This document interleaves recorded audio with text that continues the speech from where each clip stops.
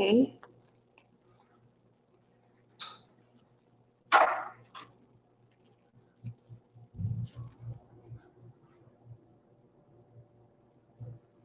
Looks like it's working.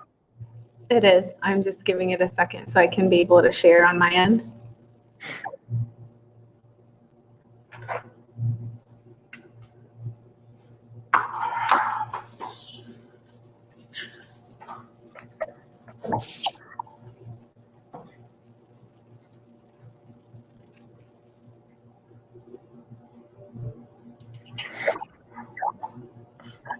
All right, we're going to go ahead and get started here in a minute. For those of you that are hopping on, you know that I generally take a second to share out some of this information before I get it kicked off. So humor me by liking this video and start commenting so I can know who's tuned in with us.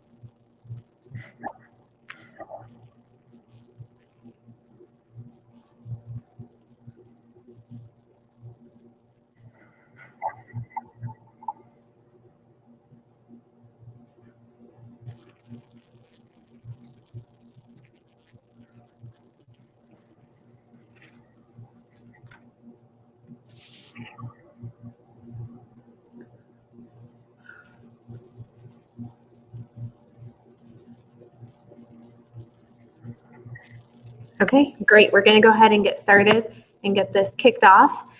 Good afternoon, everyone, and happy Tuesday. I almost said good morning since I'm used to doing this a little bit earlier, but thanks so much for hopping on to our live broadcast. I know we changed up the time on you for today's and tomorrow.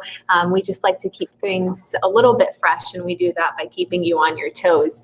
As most of you are aware, I am Juliet Abdel, President and CEO of the Westminster Chamber of Commerce.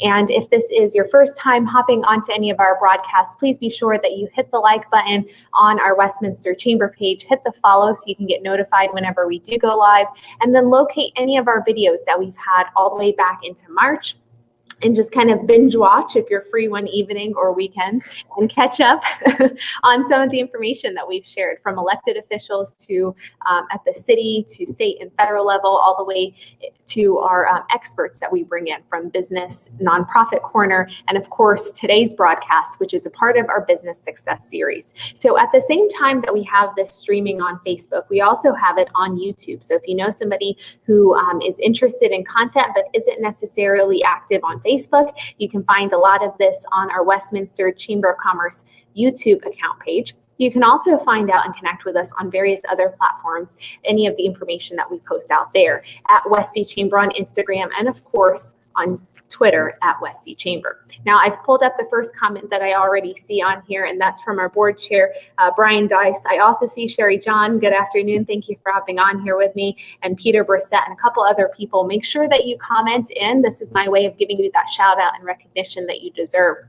More importantly, I hope you're proud of the profile picture that you have, as I've already shown off Brian's picture right here. Now, at the bottom of this video, you'll see a comment section that's available to you to engage with us. If you hear something that's beneficial, we want to know what that is. If you just want to give us compliments or kudos, we love that. So make sure that you bring those. I always say that compliments are like water, and I can never have enough of them. And then, of course, we like to make this conversation very impersonal, very informal, and engaging. So if you have a question that our speaker might have, be familiar about, or any of the information that he shared you want more information on, type that into the comment section. We'll be able to put that in the queue and take it up. So that's why I'm displaying these for your reference, of course, just so you guys can be aware of this available feature to you. It is nice office space. It's not a bar. I made sure that I angled it this way since I got a lot of flack yesterday for people thinking I started my week off at the bar. And thank you, Peter. I do hope that you end up binge watching on the videos.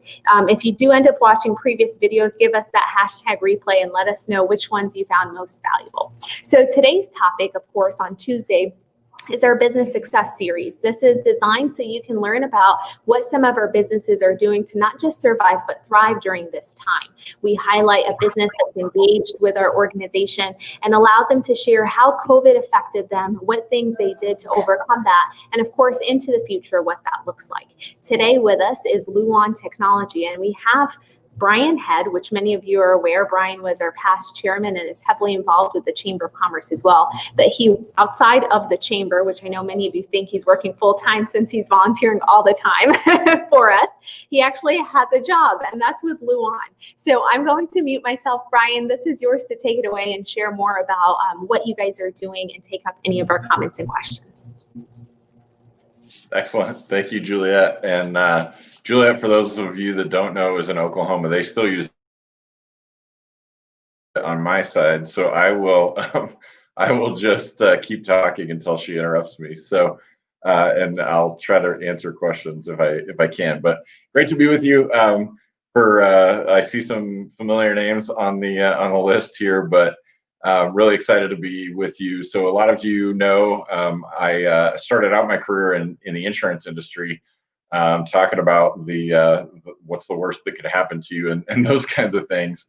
And 2020 is about the worst thing that could happen to a lot of us. So a couple years ago, I made the transition over to Lewan Technology, which is a Xerox company. We're wholly owned by Xerox. We're the local Xerox component here in Colorado.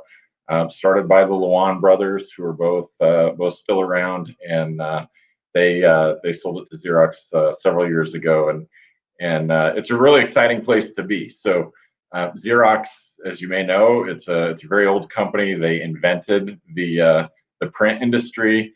PARC, which is our research and technology wing, invented things like the mouse that you use with your computer, the copy and paste function, things like that. So a lot of people think of copiers or printers when they think of Xerox, but it's actually a whole lot more than that.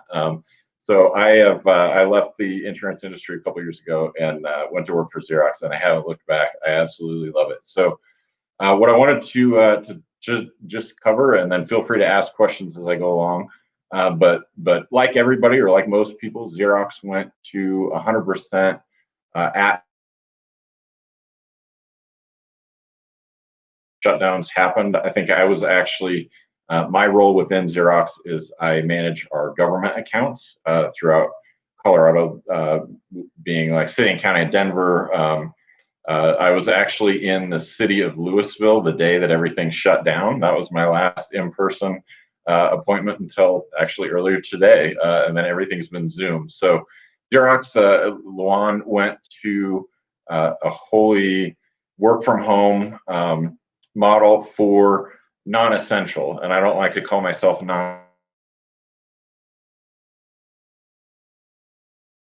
and just like we're doing this from my kitchen, where our techs, our service technicians that actually go out and install things or fix problems, they're essential, so they never stopped working. And like I said, I handle our government accounts, so we have things like sheriff's offices, police departments, health and human services departments, courts, things like that that can't necessarily shut down or go all virtual. So for those entities, we had to have boots on the ground, so to speak. And so Xerox and Lewan went really thoroughly trained our folks on health and safety best practices, hygiene, things like that. I manage the city and county of Denver. They're one of our customers, and DIA. If you can imagine the security and the safety that was going on, health and safety precautions that were going on at DIA, we had to send techs out there, and so they had to accommodate all of those requirements, not just the secure areas, but everywhere.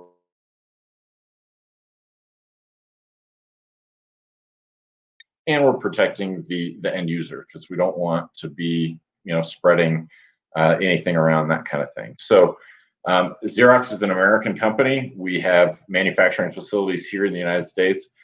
We almost immediately transitioned those over to make ventilators, and then later masks, and personal protective equipment, that kind of thing.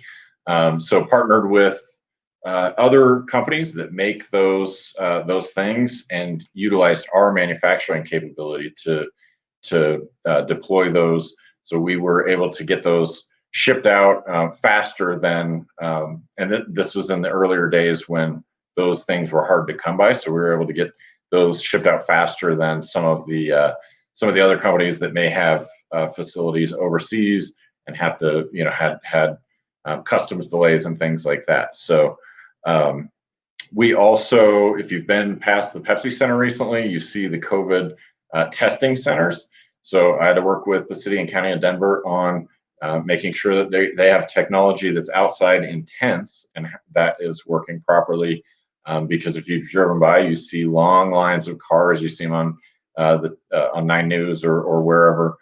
The governor was out there not too long ago. And so we have to make sure that their technology works and works well. And then when we send somebody into that environment, we're not bringing new germs in or anything like that. So keeping them safe, keeping our folks safe, and that kind of thing. And then most recently, as folks are returning to the workplace, so again, handling government, parts of the government never shut down, and then other parts, they have sent folks home to work from home, and are gradually phasing those people back in. And just like any industry, we've got, I talk to people who are coming back on a hybrid model. They're coming back certain days of the week or certain hours of the day. Other cities, counties, entities are sending folks home permanently. So they're trying to figure out what does that look like when they're trying to deal with secure documents and things like that in somebody's basement office, in the physical office. So one of the things that Xerox did to make that transition easier for folks is we have started pre-printed signage, those one-way directional signage things, the things that are on the entry doors that say, don't enter if you have a mask or if you're not wearing a mask or if you're running a temperature, things like that. We've utilized, again, our manufacturing capabilities to get that out in massive scales so that we can get those deployed so people can get back to work, back in the office in a safe and secure manner, and with a professional appearance and things like that. So I've talked quite a bit. I don't know if there's questions or if you want to interrupt, Julia. It looks like the lag is resolved. I see you moving here. So. I will gladly interrupt. I think it's best if people hear some of me as well in this conversation. But we have a lot of folks that have popped on here with us. Don't want to lose sight of that. Councilor Bowles, I see former Mayor Pro Tem Alberto Garcia. I also see John Archer. Hello to you. And then, of course, Commissioner Steve O'Dorisio is on here. And it looks like I have a quick comment. It might be a question. I should have glanced at it before I pull it up.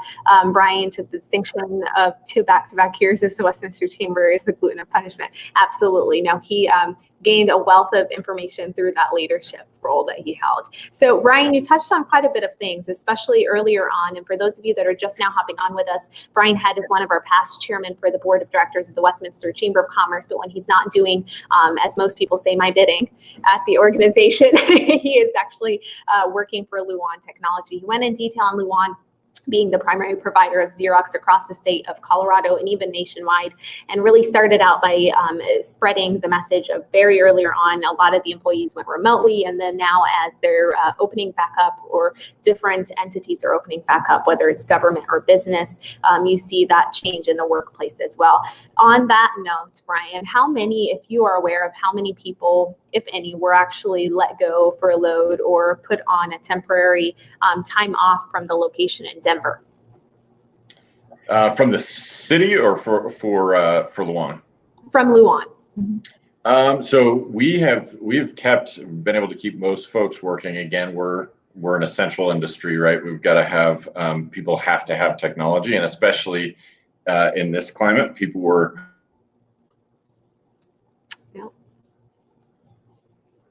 to help their employees or enable their employees to transition home or operate more safely in the work environment. So we got our kind of our sales force and account management folks working from home and that kind of thing.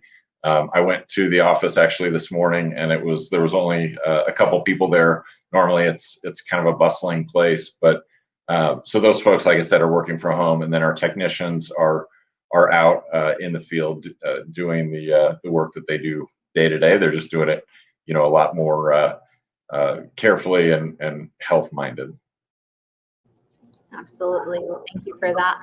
And I see Councillor Voles has commented, good afternoon to you as well. Thank you for hopping onto our broadcast. I also see Josh Altman and several other people that are down south. So it actually pays to be in numerous locations and doing broadcasts, even if Alberto messaged me as a sidebar and asked if we are operating under dial-up or internet. So while I appreciate that jab, I will get back to our topic at hand. So Ryan, one of the things that I saw Lewan do, which you haven't really touched on a little bit, so I want you to kind of share, what did you immediately do to fill a need that was out there? So you mentioned that you created the signage that encouraged people to put on masks and to socially distance, but you actually produced items for the public to purchase in a larger quantity. So can you share more about that?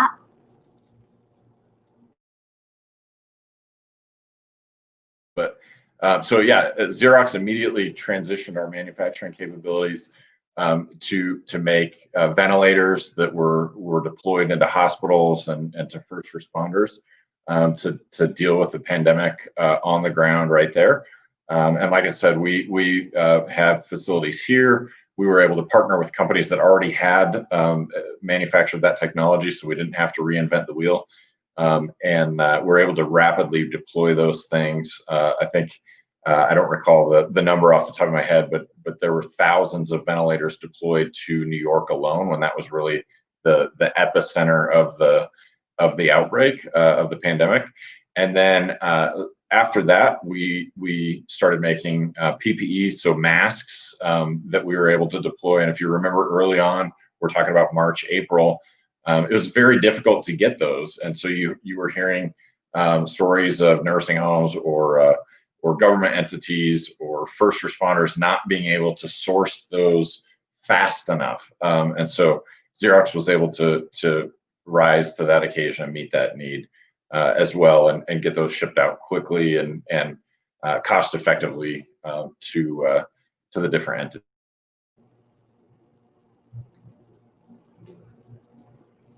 It's a very old company, and they've invented and reinvented a lot of technologies. And to see them just really be a great corporate citizen, Xerox has been recognized for environmental sustainability, for inclusiveness and things like that. And for them to be able to step up and do this and be one of the first corporations to really do it on a massive scale was really neat, and really neat to be a part of.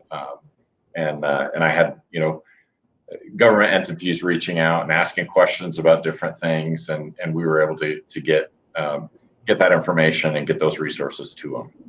Yeah, and I think it's exactly what you shared earlier. It was very timely, right? So there was that big push on a lot of those supplies, and our businesses or larger entities just did not have their hands on it, in addition to the smaller ones. So it was nice to see the scalability that you made. I know those were not priced exorbitantly, but you were just trying to fill a need. And it wasn't so much that you were selling products to make revenue off of it, but you were trying to support the community at large. So I know I noticed that as well. So to that end, since you touched on the PPE, you know that this is going to be a follow-up comment. What are the employees required to do? So as you go to the office, if you do on occasion, or if you go out and interface with clients, prospective business owners, in your lens, it's obviously with government. Are you required to have on hand your masks? Do you have hand sanitizer? What precautions have they asked you to consider as you're doing those one-on-one visits? Yeah, so great question. So like I said, I was in the office this morning for I think maybe first or second time since March. And so we're required to wear a mask inside the building, social distance.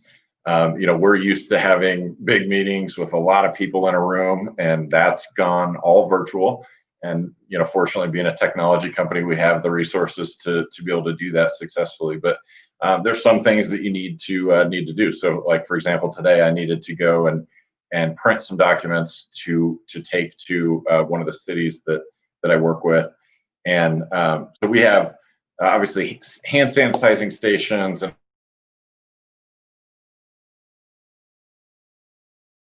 and then additionally with Xerox, we have touch-free capability. So for our devices, you can actually remote in through your phone or through your computer. So you're not actually having to touch the device and spread germs that way. You can just manage it on your own device. We've also sent out guides to all of our customers and even non-customers on how do you disinfect, how do you clean your technology,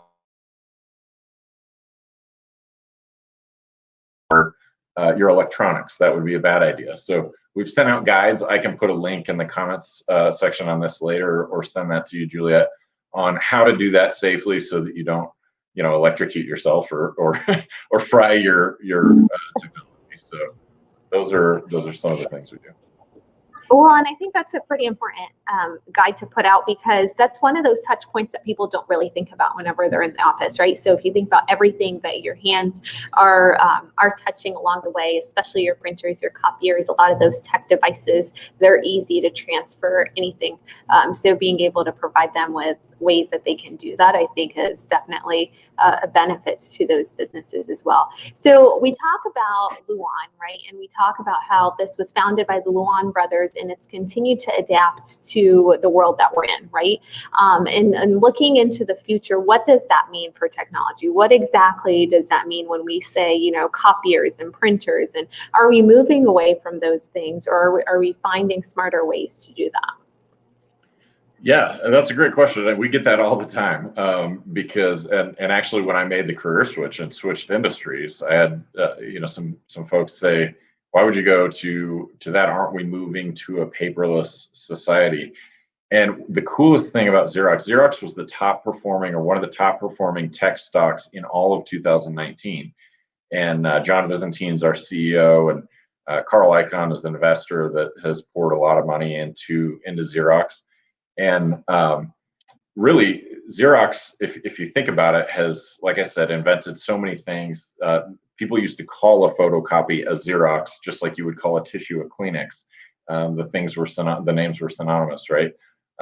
Steve Jobs was touring our Park facility and helped and not done anything with, and asked if he could have it. And now we all have, we all use a mouse when we use our computer. So Xerox is a really cool company to work with. And so we are now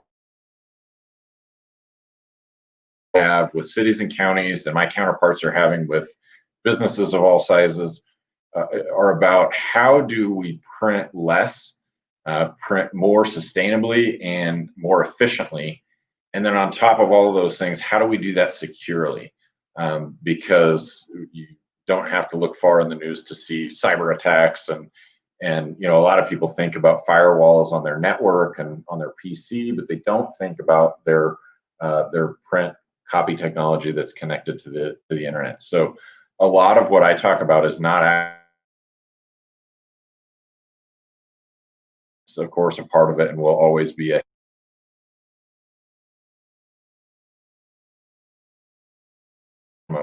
of paper, at least in our lifetimes. But most of the conversations I have now are about software solutions, document management for documents that never actually become paper, but need to be distributed and managed digitally with people all over the world at this point, and on mobile devices and on PCs and on Macs and on every kind of device that you can imagine. So it is an evolving industry, and it's a pain point for a lot of folks. I posted a story on LinkedIn the other day about a furniture company that I want to say it was a 125-year-old furniture company that had records. The country of Wales had property records going back like 200 years that they're digitizing now using Xerox technology to take them into the next generation, so that those things are searchable. There's optical character recognition when things are scanned in, so they can be the next wave of what comes next in this world. COVID has certainly sped that up because somebody posted the other day, who led your digital transformation? Was it your CEO, your CIO, or COVID-19?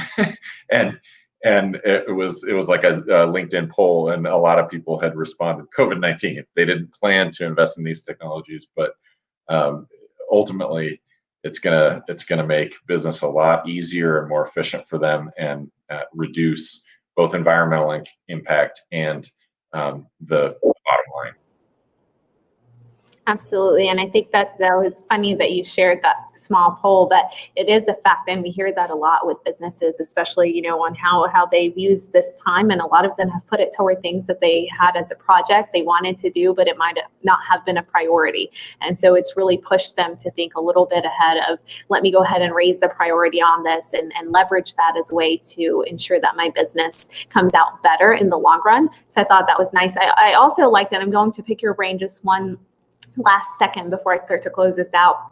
And that's this idea, I was going to say it's an oxymoron, but it's more of hypocrisy, right? Because when you're in the business of selling print machine and paper, right? And then you start talking about environmentally friendly and conscious, how do you balance that? And it sends one message when your services and your products are one thing, but then you are holding this ideal or ideology as well.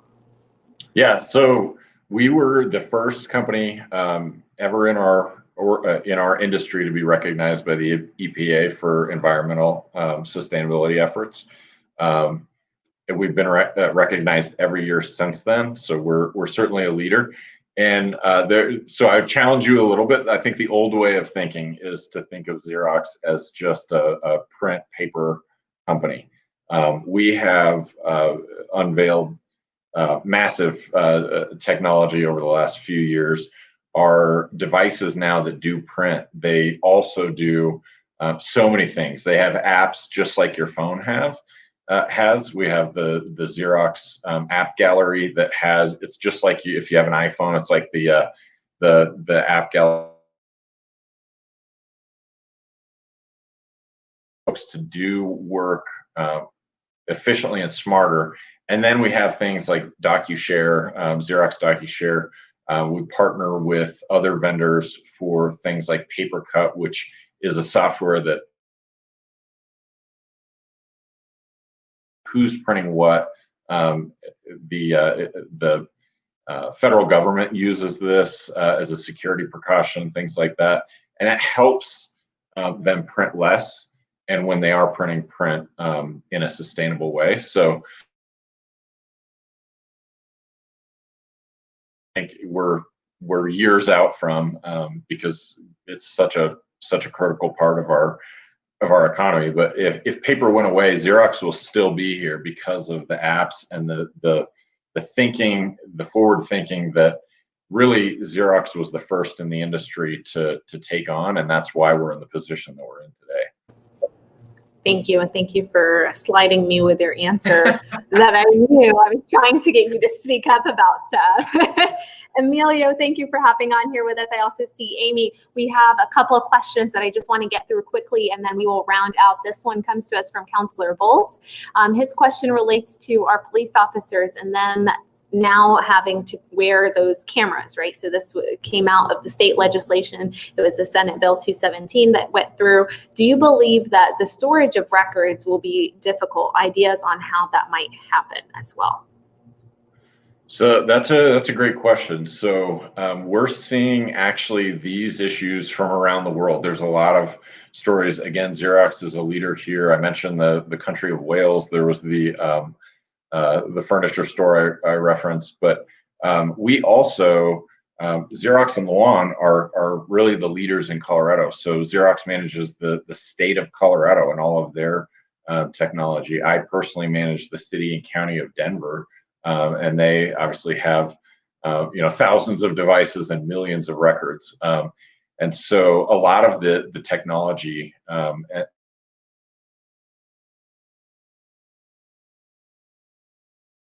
on deploying some devices that are able to take past public records and digitize them with optical character recognition and things like that. So they're searchable, they're easily accessed by, whether it's the clerks or the public themselves.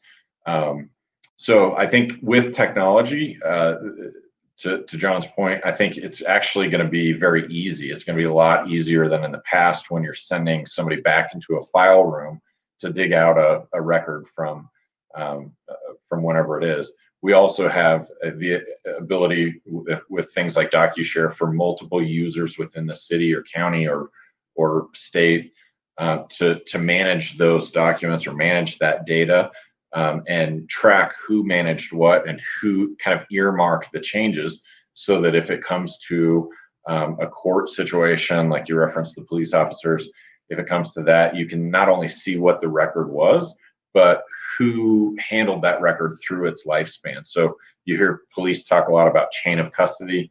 The software now does that for you, and that's a Xerox software. Nice, thank you for that. So this next question was a little bit earlier, and that was related to the scalability.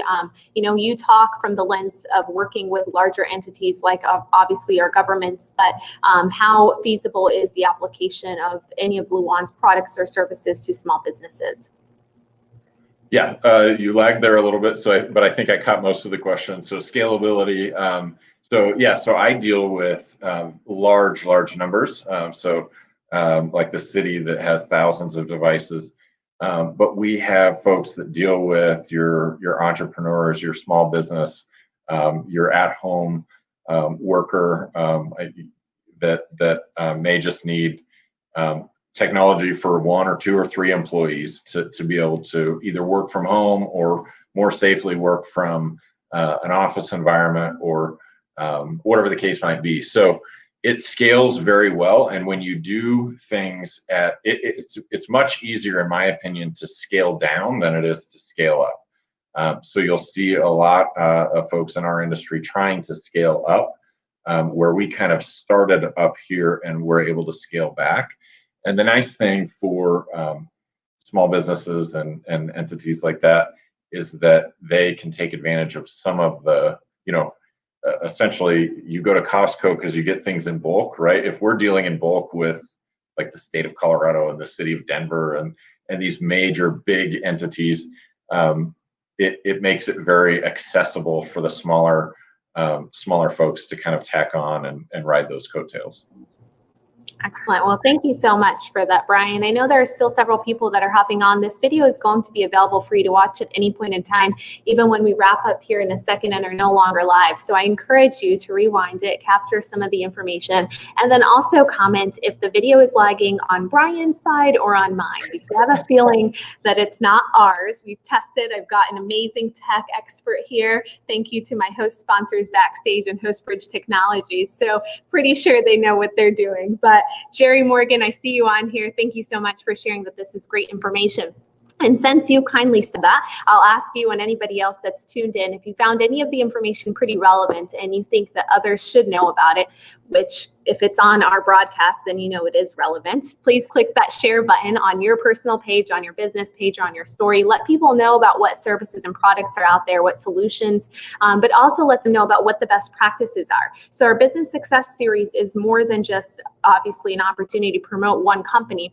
It's actually a way for you to learn about how these companies were able to adapt to COVID, what they took into consideration, how they supported their employees, and then things that they put in the works looking ahead so that people can maintain that level of health, safety. And of course, it's great to see that Lewan has had that significant involvement with the Pepsi Center and supporting through the technology for those COVID testing sites as well. Of course, Counselor Bowles, you're most welcome. I'm glad that that answer satisfied your question from earlier.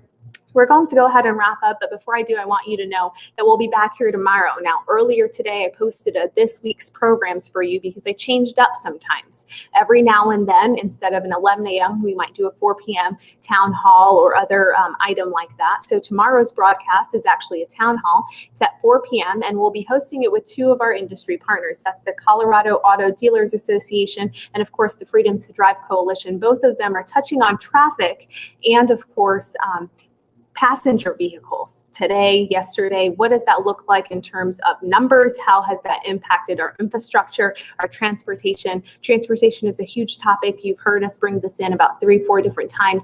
We do so from different perspectives so you can have a holistic picture and be as knowledgeable as possible. So of course, thank you all. If you're tuned into this broadcast after we're live, give us the hashtag replay so I know you enjoyed it.